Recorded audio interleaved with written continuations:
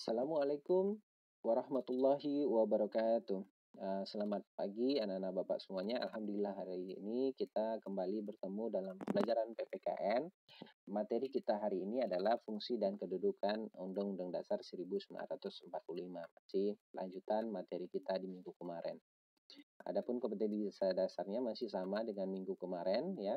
Tidak Bapak bacakan. Kemudian indikator pencapaian kompetensinya pada hari ini adalah fungsi Undang-Undang Dasar, kedudukan Undang-Undang Dasar, kemudian perubahan Undang-Undang Dasar, dan yang keempat nanti kita menjanjikan hasil kedudukan dan fungsi Undang-Undang Dasar pada video ini. Sama dengan pertemuan-pertemuan sebelumnya. Baik, kita masuk untuk materi pembelajarannya adalah fungsi Undang-Undang Dasar, ya, kedudukan Undang-Undang Dasar, perubahan Undang-Undang Dasar, dan laporan belajar untuk hari ini ya.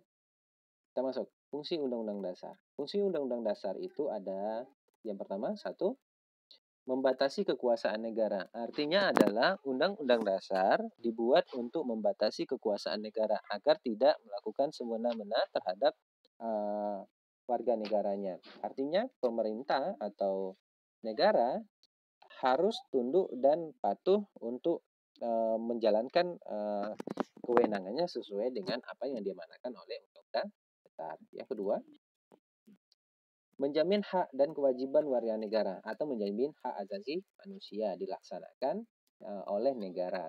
Nah, di dalam Undang-Undang Dasar kita dimuatlah pasal 28A sampai 28J yang mengatur tentang hak asasi manusia warga negara Indonesia.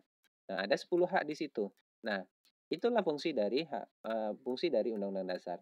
Nanti pemerintah atau penyelenggara negara memastikan bahwasanya setiap warga negara mendapatkan hak dan kewajibannya masing-masing sesuai dengan Undang-Undang Dasar yang sudah diatur sedemikian rupa.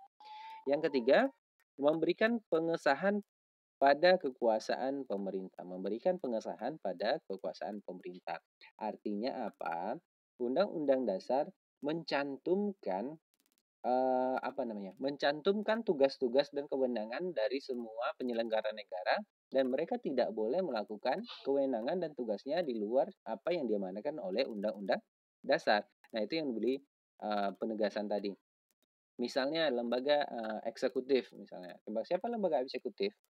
Oke, ya, lembaga eksekutif itu adalah presiden dan wakil presiden. Nah, tugas dan wewenang mereka sudah diatur sedemikian rupa di dalam Undang-Undang Dasar 1945.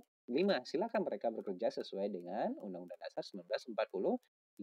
Nah, yang keempat adalah cerminan penyelenggaraan negara, cerminan penyelenggaraan pemerintahan. Apa dia bentuknya? Misalnya di dalam pasal 1 ayat 1, 2, dan 3 ya. Negara Indonesia adalah negara republik ya, misalnya negara Indonesia adalah negara hukum pasal 1 ayat 3. Nah, ini hal-hal seperti ini memberikan gambaran bahwasanya oh ternyata negara Indonesia itu adalah negara republik. Kemudian sistem pemerintahannya adalah presidensil. Dari mana kita nampak? Dari isi Undang-Undang Dasar itu sendiri. Nah, itu yang dikatakan fungsi Undang-Undang Dasar sebenarnya penyelenggaraan negara. Kemudian pengontrol undang-undang yang ada di bawahnya. Artinya apa? Artinya Undang-Undang Dasar merupakan sumber hukum tertinggi di Indonesia. Maka Undang-Undang Dasar menjadi pengontrol. Pengontrol itu maksudnya adalah pengawas ya, pengawas terhadap undang-undang. Undang-undang yang di bawahnya tidak boleh bertentangan dengan Undang-Undang Dasar. Karena apa? Karena undang-undang yang berada di bawah Undang-Undang Dasar menjelaskan isi dari dan tujuan maksud dari Undang-Undang Dasar itu sendiri. Maka tidak boleh bertentangan.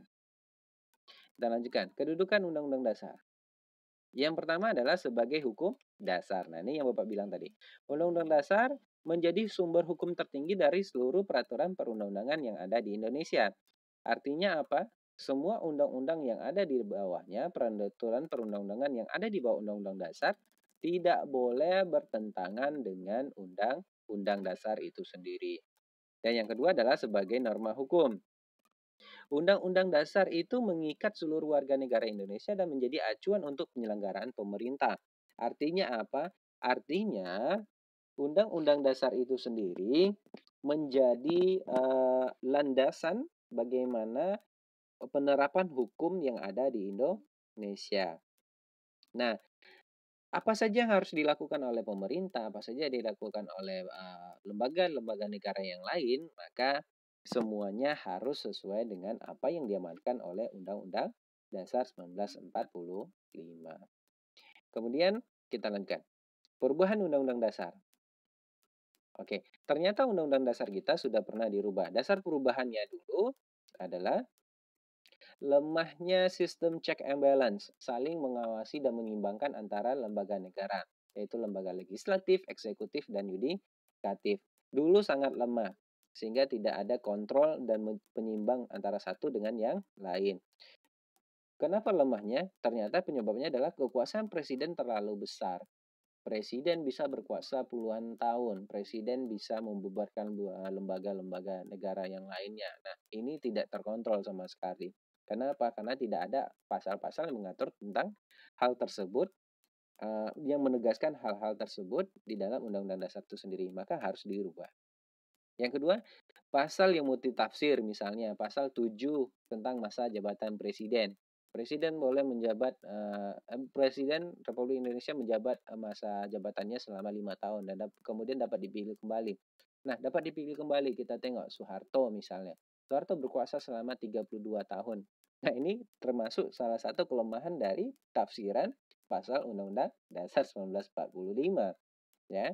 Kemudian yang keempat, terbatasnya pasal-pasal tentang hak asasi manusia. Sementara di Indonesia waktu itu dinilai banyak sekali pelanggaran-pelanggaran hak asasi manusia. Maka perlu ditegaskan kembali tentang hak asasi manusia. Yang kedua, ketentuan perubahannya. Tidak boleh sembarangan merubah ya, tentu harus ada acuan-acuan. Acuan yang pertama adalah amendement hanya dilakukan terhadap batang tubuh dan penjelasan saja, ya, tidak boleh yang lain.